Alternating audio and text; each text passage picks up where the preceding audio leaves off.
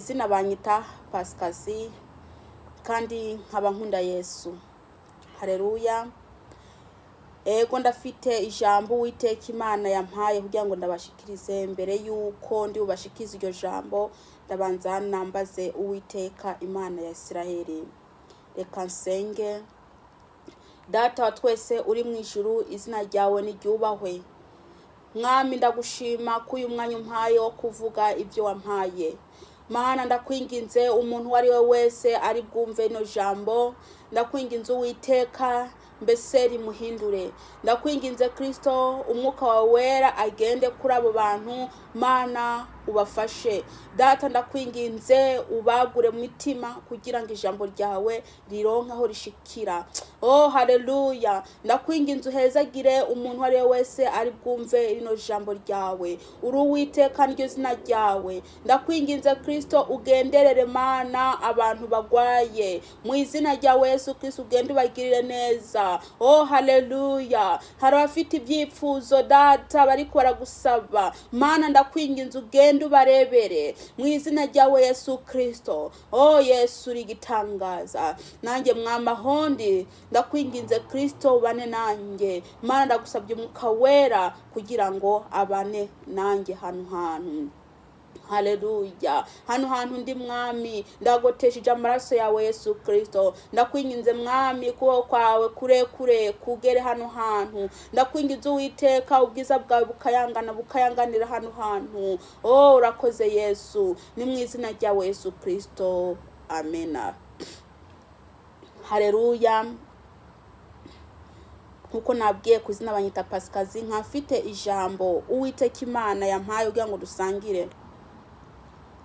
Ariko mbere yuko ndi busome no jambo, hariho ijambo rimwe nshaka tuganiraho. Iryo jambo ntangira ku muco, ntangira ku umunyu wisi. Ijambo ry'Imana itubwiye iti ngo abakristo muri umunyu wisi. Haleluya. Abakristo muri umunyu wisi. Ngo kandi iyo umunyu ushizemwo uburyohe barawuta maze bakawuhonyanga. Haleluya. Rino jambo rishatse kuvuga iki? Iyo ijambo itubwiye ati turi umunyu wisi kandi tuba dufitemwo uburyohe. Murabizi iyo umunyu ugiramwo uburyohe, umunyu utaryoshe ntushobora kuwushira mu ndya. Umunyu utaryoshe ntushobora kuwurya ngo bikunde.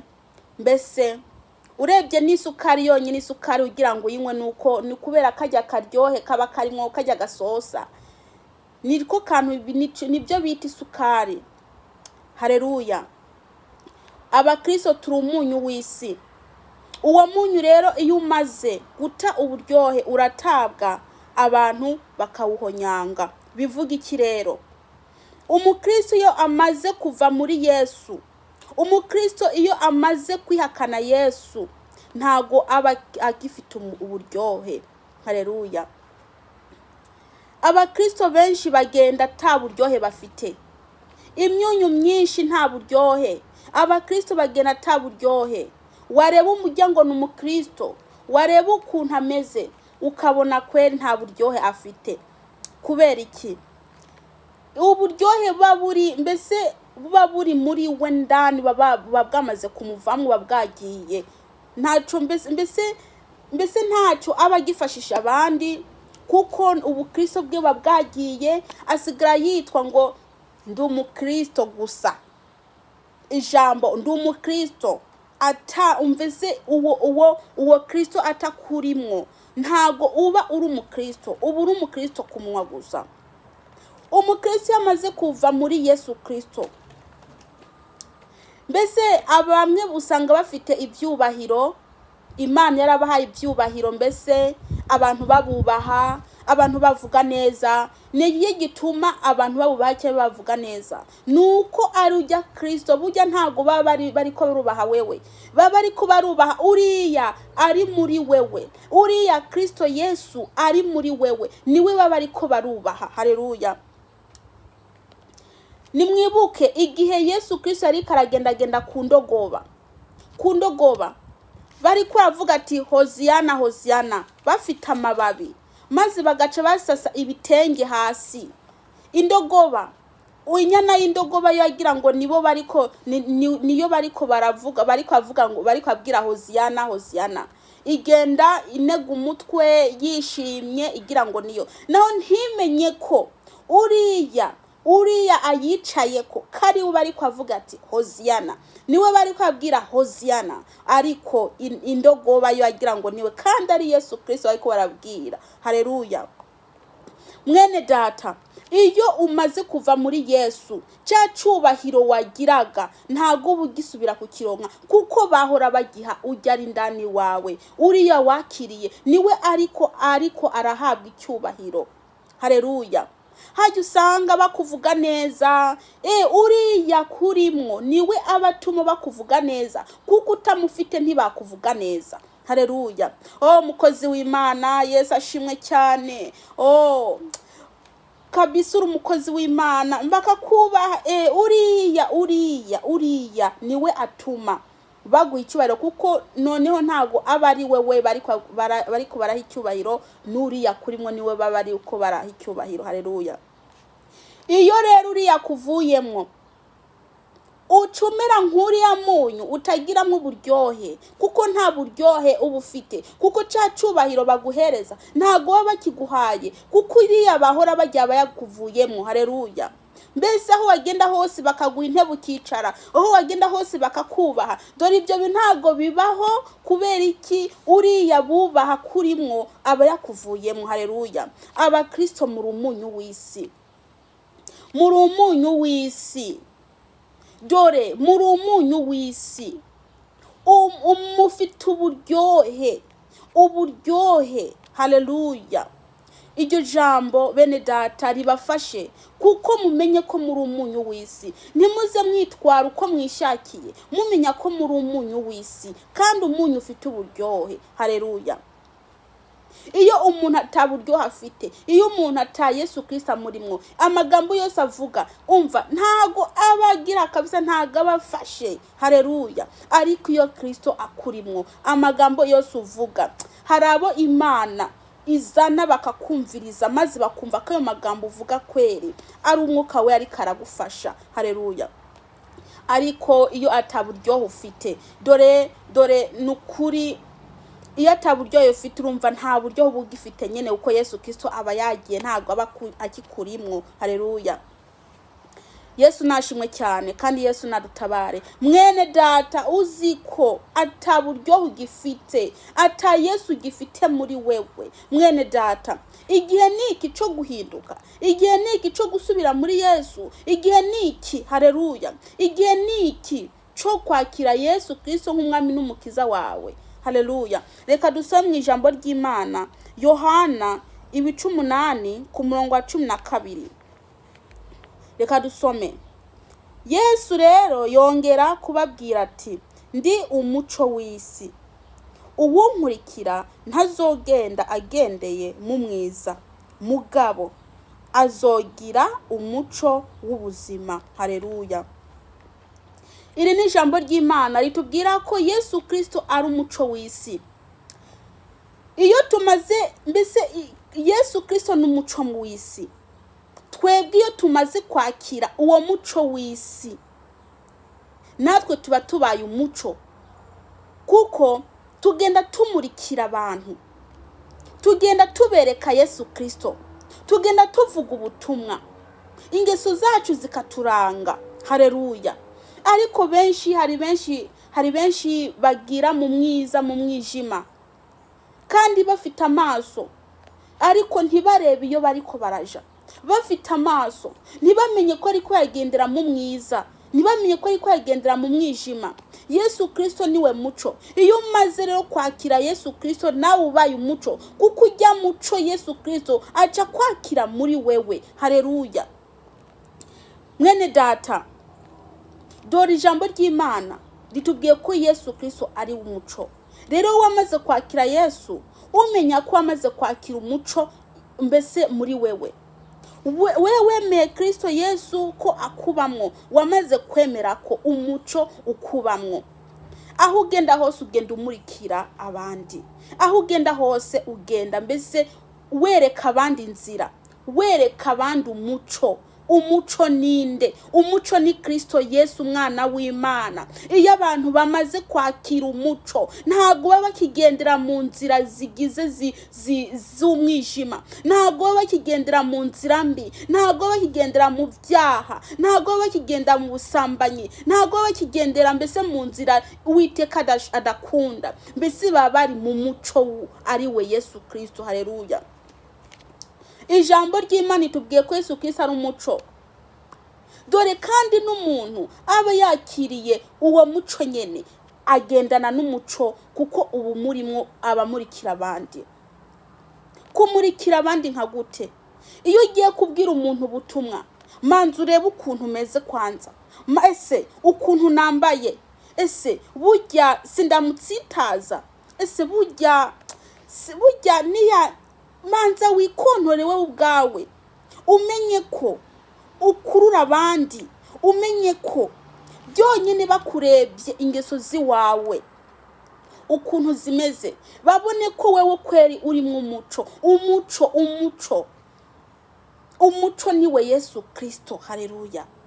Yewe mwene data we, uri kuragendera mu mwiza utazi ko uri kuragendera mu mwiza, dore nugaruke nuje mu muco, wakira umuco akumurikire, ureke kugendera hatabona. Haleluya. Uraza ugiriye hatabona uratsitara, ugiriye hatabona uragwa, ugiriye hatabona usanga mbese ahantu hatabona hari ibintu byinshi bibi biriko birashaka ubugingo bwawe. Ariko umaze kuva mwuwo mwiza ugaja ahantu habona, dore ugenda ubona aho uri kuraja. Ari buye imbere yawe ntutsitara, ahubwo urakata ukaja ahandi, ukanyura ahandi. Kubera iki? Dore noneho iyo uri mu muco urabona aho uri kuraja, urabona. Mwene data, nimuze tuje mu muco, tumenye ko umuco twakiriye dukwiriye kumurikira abandi. Nimwanga uwo muco, kuko uwo muco niwe ubamurikira aho umugiye hose. Uwo muco niwe uzabashikana mu ijuru. Uwo muco ni Yesu Kristo umwana w'Imana. Uwo muco niwe utuma mureba, uwo muco niwe utuma mubaho, uwo muco niwe utuma muronka ubugingo budashira. Haleluya. Iyo umuntu mbese umuco umuvuyeho, acagira ahantu hatabona, acagira ahantu batabona. Abantu bari mu vyaha bari ahantu hatabona, gusa amaso yabo arahumye, ntibabibona ko bari kubaragira ahantu hatabona. Ariko kubera barebesha amaso y'umubiri, babona ko abo bizera ko babona. Ariko namba na hatoya ntago babona bariko baragira mu mwiza. Haleluya. Icompa amaso yanyu agafunguka, mukareba ukuntu ibibakikuje byonye n'ukuntu ari bibi. Icompa amaso yanyu agafunguka, mbese mukareba iyo muri kumuraja ni hehe. Haleluya. Yesu nabagire neza, abakure mu mwiza bashire mu muco. Haleluya. Umuco ni ikintu ciza cyane. Umuco ni Yesu Kristo. Haleluya. Abantu benshi bavuga ati n'abakristo, ariko nta muco bafite muri bo.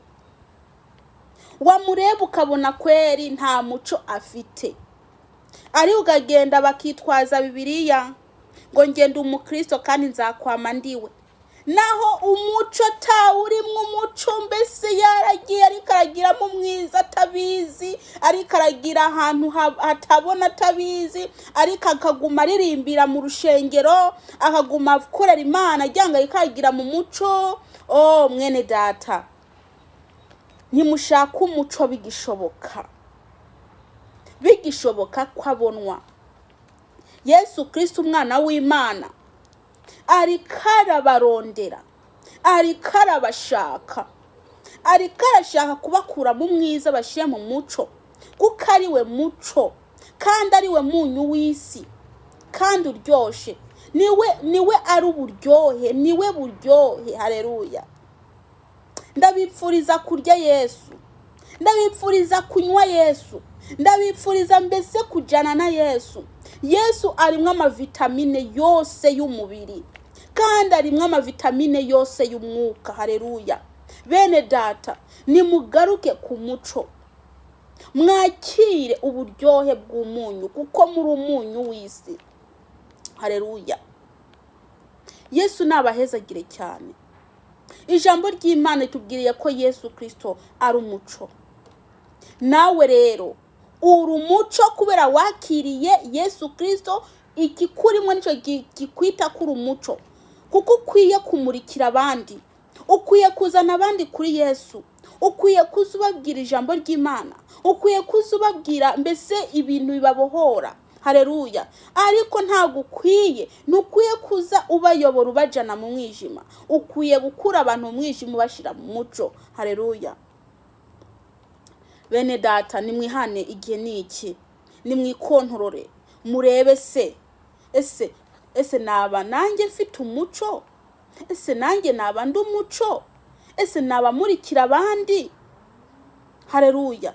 Kuko Yesu Kristo arinze aba muri twebwe, natwe tuba umuco, kuko tugenda tumurikira abandi. Ese wowe umurikira abandi? Haleluya. Ni wiyumvire mwene data, ese wowe uri umunyu ufite uburyohe? Ni wiyumvire ibyo wakoze ejo, ni wiyumvire ibyo wakoze uyu munsi, ni wiyumvire ibyo wiyumvire uyu munsi, ni wiyumvire amagambo wavuze, ni wiyumvire mwene data. Ese wowe wavuze amagambo Imana inezerewe? Ese ujya mugenzi wawe wowe wamwiyumviriyeho neza? Mwene data, ni wiyumvira no magambo ibyo wakoze kugira ngo usubire mu nzira y'Uwiteka, kugira ngo Uwiteka Imana Isirayeli akubabarire, kugira ngo Uwiteka Imana Isirayeli akoze, usubire mu ruhongore, usubire mu ruhongore. Igihe cyo kwihana ni iki. Ntuvuge ngo uzakwihana ejo, kuko ejo ntago uzi uko bizabimeze.